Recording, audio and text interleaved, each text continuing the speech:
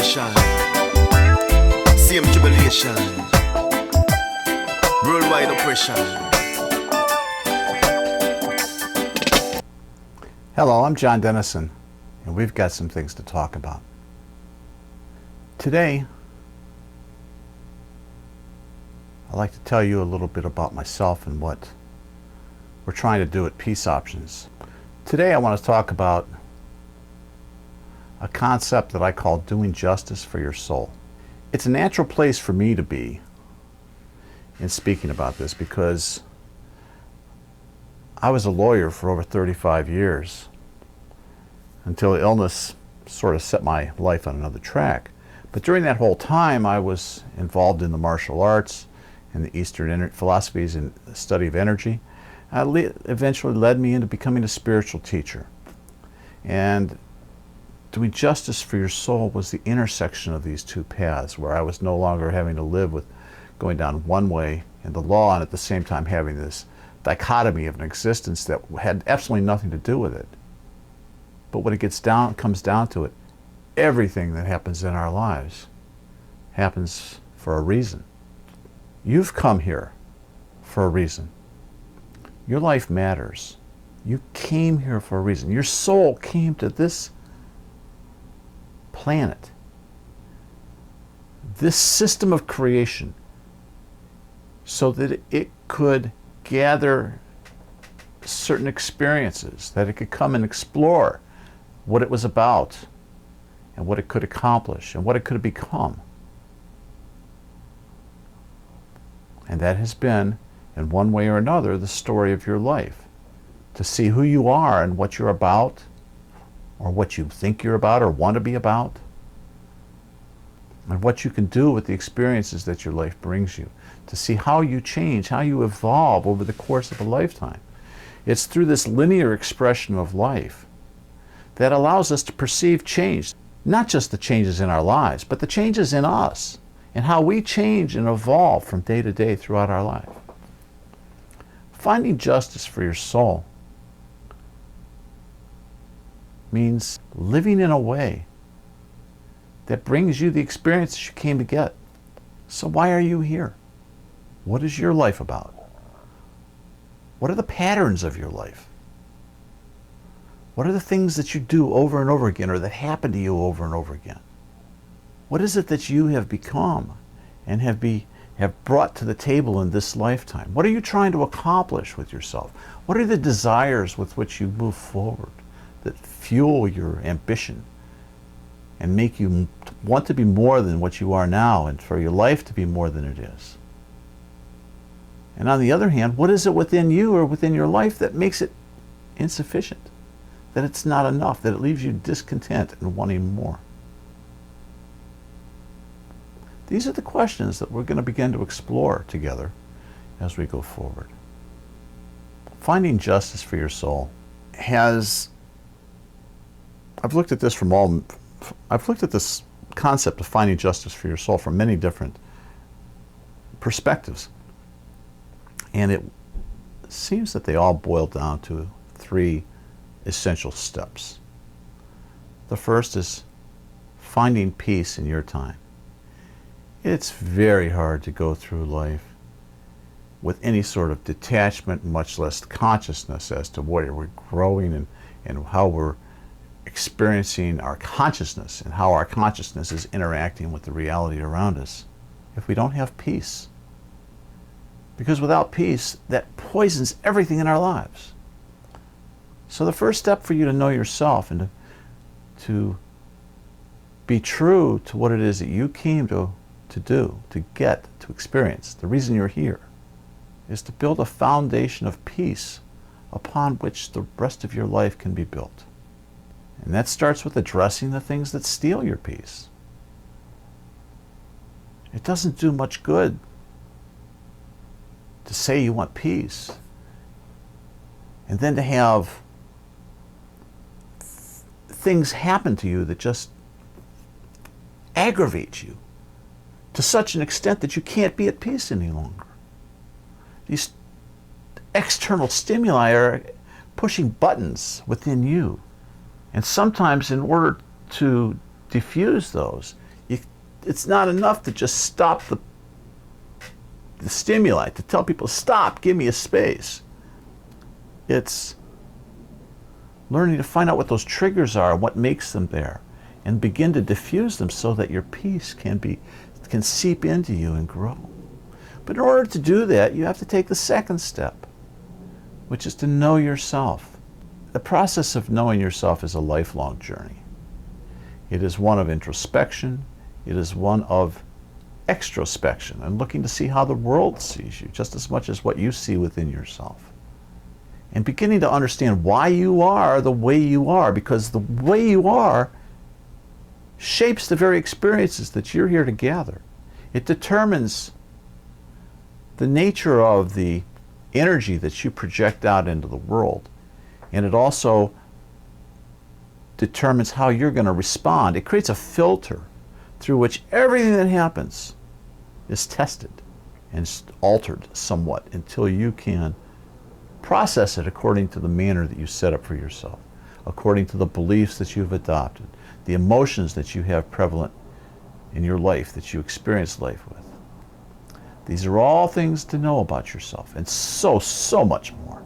And I can just barely mention a couple here today to scratch the surface. But the third thing that's going to be important for you in terms of finding your peace, and therefore beginning to set the stage so you can do justice for your soul, is to understand your relationship to life. Understanding your relationship to your life and to the events and things and people within it. But it's more than that. It's understanding your relationship to the outer world and how that outer world affects you, and what you do that contributes to the collective consciousness that creates that outer world. Because you have something to do with the way things are. And if you don't like the way things are, then maybe what you need to do is to change the part of you that makes them that way, or at least helps to make them that way. I don't want to pretend that everything that happens outside of us is our fault or is caused by us, but we contribute to it. We have a say in how it plays out. We have a say in how we receive it and respond to it.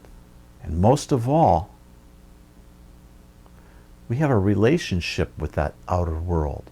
Our souls didn't just come here for us. We're not just here to be within this body and to live and to survive and try to drag ourselves through the day and to face the next one as it comes.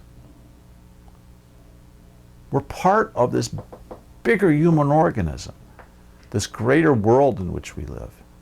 And it is that world that's going to define, as much as any other term, who you are in relationship to it. It's that outer world that you're going to define your relationship to. You're going to decide what is your place within it. But you can only do that by knowing yourself and listening to that voice that whispers to you from the silence within, the inner voice. It will, as you begin to hear it, it will lead you into your peace. It will lead you to know the things and see the things about yourself that you need to address to take the next step on your journey of expansion and exploration. But it will also lead you to know and add whatever contribution you have to the whole. We're each like individual little pieces of glass that are assembled into a great mosaic. And if you look at the entire human race as a single organism, or like a beehive, we all have a role to play within it. And sometimes those roles work together, and sometimes our roles are totally counter to the direction that the rest of the society is going. But in knowing where you fit in, knowing what you have to bring to the table and what that has to do with you, and what goes on inside you has to do with the way things are, is crucial if you're to try to help build a better tomorrow for yourself, much less the kind of world that you want to live in, to have the life that you want.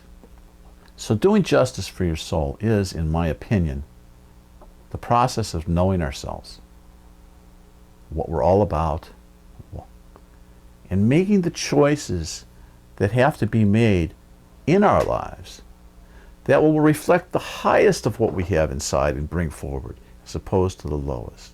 It's this level of consciousness that allows us to make the right choice and to do the right thing. And until we begin to do this and live it and express it in a way that allows other people to see it and to see that it's possible, they're not going to want to try it for themselves. And this is why it starts with your peace. You must lay a foundation of peace so deep that nothing can shake it. And when it does, you can return to it so easily and be on about your way without allowing it to poison you and to poison the atmosphere that touches everyone else around you. We've all had those situations where we've done this. But we all are learning. We're growing. We're becoming more in this moment than we were in the last moment. And it is this expansion of consciousness, this expansion of the knowing of ourselves and our relationship to the source from which we came. And perhaps even more importantly, our relationship to each other and the world around us, which is what makes this journey through life such a wonderful thing. Because it never ends. We can learn as much as we can. As long as we're here still breathing, we have a chance to be more, to do more, and to become more. You, my friend, matter. Your journey matters, and I know you've had a difficult time. There have been many, many detours and obstacles and interruptions of your journey. And you've had to gather yourself and somehow pick yourself up by the bootstraps and continue on. Well, what I'm hoping you'll allow me to do as we go forward together is to share some of my ideas of how you might make that job a little easier. And in the process, become more aware of why you're here and conscious in how you go about what you're doing so that you can use your time to do with it what will expand you, that will make you better, and that will allow you to make your world better. Our only hope for building a better tomorrow is through the individual choices that we each make. And I know you have within you the power to make these choices. I ask you to think only about what is in your heart and test everything there. Test my words with what you are feeling inside. Don't take it on face value. Don't take anything I ever say on face value. Test it with your own intuition. Practice your own powers of discrimination. Expand your ability to be more of the powerful being, the spark of life that God meant you to be, that God made you as. As we go forward, we're going to address the problems in our world and what we can do with them. But we're also going to address what's going on in us and what we need to do there before we can even have a chance to make an impact in the outer world. You, my friend, are the key to changing our world, and I'm going to do my best to empower you to do that. I'm John Dennison, and I ask you to subscribe to this feed with Peace Options, and please join us at PeaceOptions.com as well, where we offer training and coaching for a better tomorrow. God bless you indeed. Go with love. I'm John. At the same situation, same tribulation, worldwide oppression. Love plus justice equals peace. But love minus justice equals war.